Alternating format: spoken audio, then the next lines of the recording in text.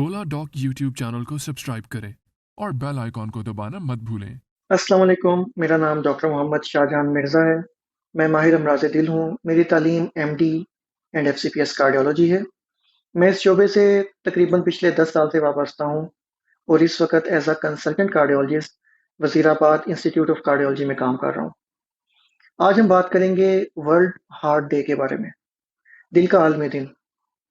दिल का आलमी दिन 29 सितंबर को पूरी दुनिया में मनाया जाता है इस पर्पस के साथ कि आवाम तक आगाही पहुंचाई जाए कि दिल की बीमारियों से किस तरह बचा जा सकता है और एक हेल्दी लाइफस्टाइल को एंजॉय किया जा सकता है।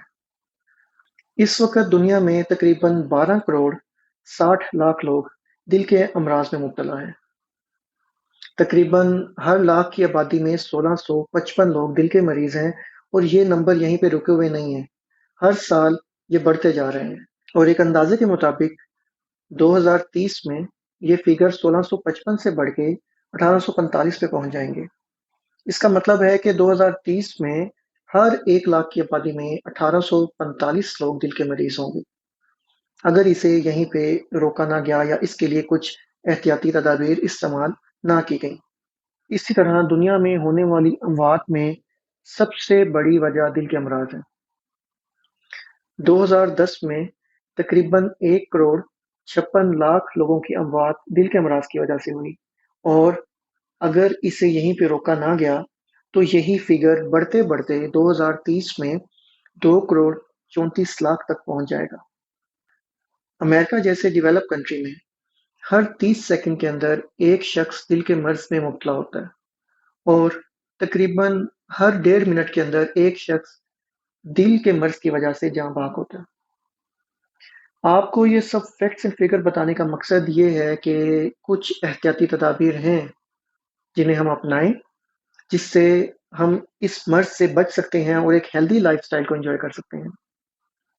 इसमें सबसे पहले तो हेल्दी डाइटरी हैबिट्स, जिसमें हम फलों का, सब्जियों का इस्तेमाल ज़्यादा करें, पानी का इस्तेमाल ज़्यादा करें और जंक फूड्स, कार्बोनेटेड ड्रिंक्स या फिर चिकनाई वाली तली हुई चीज़ें, इनका परहेज़ करें या इस्तेमाल कम से कम करें।